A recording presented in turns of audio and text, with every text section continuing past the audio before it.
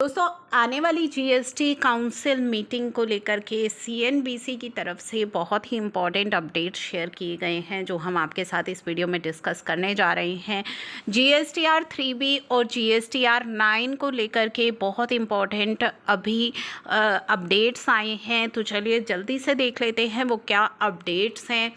तो GST council की meeting जो पहले श्रीनगर में होने वाली थी, वो अब चंडीगढ़ में होगी due to some security reasons.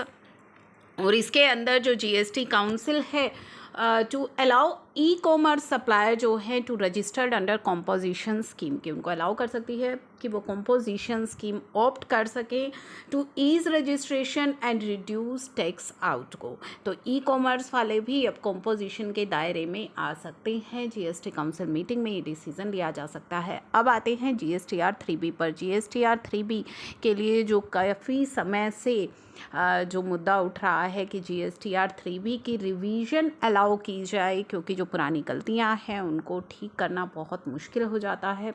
तो उसको लेकर के जो काउंसिल है वो अलाउ कर सकती है कि आप 3B के अंदर अमेंडमेंट्स कर सकते हैं। अब ये किसी नए फॉर्म के द्वारा होगी, नए फॉर्म के अंदर आप ये अमेंडमेंट कर पाएंगे या किस तरीके से अमेंडमेंट होगी, वो तो सभी डिटेल्स शेयर की ही जाएंगी। जीएसटीआर 3B अभी आपको मंथली फाइल करनी होती है। तो 3B के अंदर जो सबसे इम्पॉर्टेंट है कि रिवीजन यानी कि अमेंड करने का जो चांस है वो टैक्स पेयर को दिया जाए, तो वो डिसीज़न जीएसटी काउंसिल इस मीटिंग के अंदर ले सकती है। साथ ही जो इम्पोर्टेंट अभी है, government to have 6 invoice registration portal to come in action in next 6 months to provide adequate backend IT infrastructure to handle e-invoice load, यानी कि 6 इनवॉइस रजिस्ट्रेशन के लिए पोर्टल को तैयार किया जा सकता है नेक्स्ट 6 मंथ में। जो सबसे इम्पोर्टेंट और जो टैक्स पेयर के लिए टेंशन वाली बात है वो ये है, council likely to power both the central and state को पावर दे सकती है कि वो शो कॉस्ट नोटिस इशू कर सके, डिस्पाइट जो टैक्स पेयर है वो उसकी जुरिस्डिक्शन में फॉल ना करता हो। यानी कि अगर आप जुरिस्डिक्शन में फॉल नहीं भी करते हैं तो भी सेंटर या स्टेट दोनों से ही आपके पास शो कॉस्ट नोटिस आ सकता है। इसके अलावा जीएसटीआर 9 को लेकर के भी अपडेट शेयर किए गए हैं कि जीएसटी काउंसिल जो है to continue to exam tax payers, यानी कि जिन टैक्स पेयर का टर्नओवर 2 करोड़ से कम है उनको 21-22 के लिए भी एग्जाम्प्ट कर सकती है जीएसटीआर 9 और 9A की फाइलिंग से।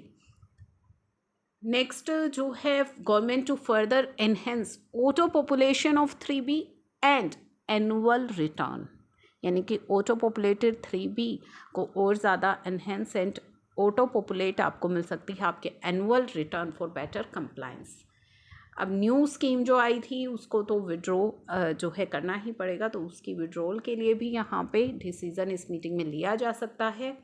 साथ ही government likely to file for appeal in Supreme Court in cases where NAA has been remanded by State High Court against order. Council likely to allow utilization of amount available in जो आपकी electronic cash ledger में है और electronic credit ledger में है for payment word output tax आप पे कर सकते हैं अपनी रिटर्न का, एक्सेप्ट लेकिन penalty interest and let fees नहीं के लिए नहीं यूज़ कर सकते। तो ये कुछ इंपॉर्टेंट डिसीजंस है जो आने वाली काउंसिल मीटिंग में हो सकते हैं जीएसटीआर 3B से जुड़े, जीएसटीआर 9 के एग्जाम्पशन को लेकर के फाइनेंशियल ईयर 21-22 के लिए भी। साथ ही जो मोस्ट इम्पॉर्टेंट है ई कॉमर्स सेलर्स को कंपोजिशन के दायरे में लाना। तो इन तीनों इम्पॉर्टेंट डिसीजंस के लिए जीएसटी काउंसिल की मीटिंग में डिसीज़न लिए जा सकते हैं। जीएसटी काउंसिल की मीटिंग के जो भी इम्पॉर्टेंट डिसीज़न होंगे वो तो हम आपके साथ शेयर करेंगे ही।